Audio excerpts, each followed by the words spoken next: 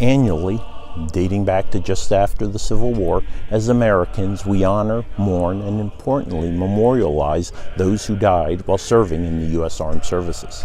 Indiantown Gap National Cemetery, serving as my backdrop, is a fitting place to reflect on the personal meaning of Memorial Day 2020. While this day is an opportunity for remembrance by all Americans, it takes on additional meaning to those who have served and those so unfortunate to have lost family, friends, or fellow warriors in defense of this great nation. I fall into this latter category, having first experienced this heavy emotional burden when two close Ranger buddies were killed in action while conducting combat operations on the island of Grenada during Operation Urgent Fury in October 1983.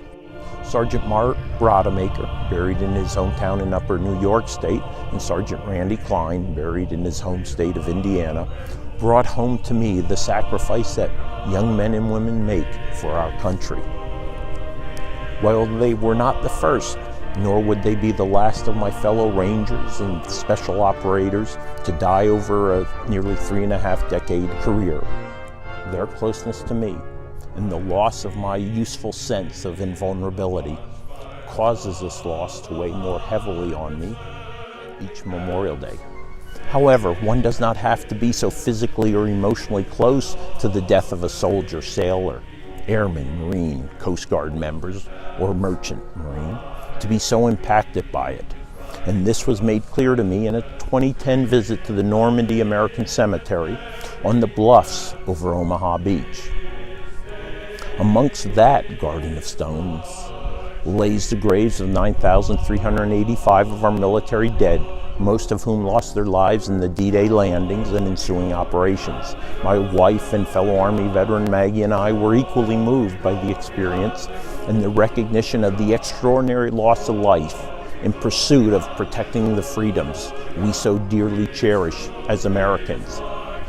Neither of us will ever forget the honor of assisting with the raising of the flags that fly over that memorial. It may have been Sunday, 10 October 2020, but the date was immaterial, for it was indeed Memorial Day for us, and one without equal. My fellow Carbon County residents, I encourage you to find the time on this Memorial Day to reflect on the sacrifice of those service members from the armed forces, the Coast Guard, the Merchant Marine, who in the services of this nation made the ultimate sacrifice.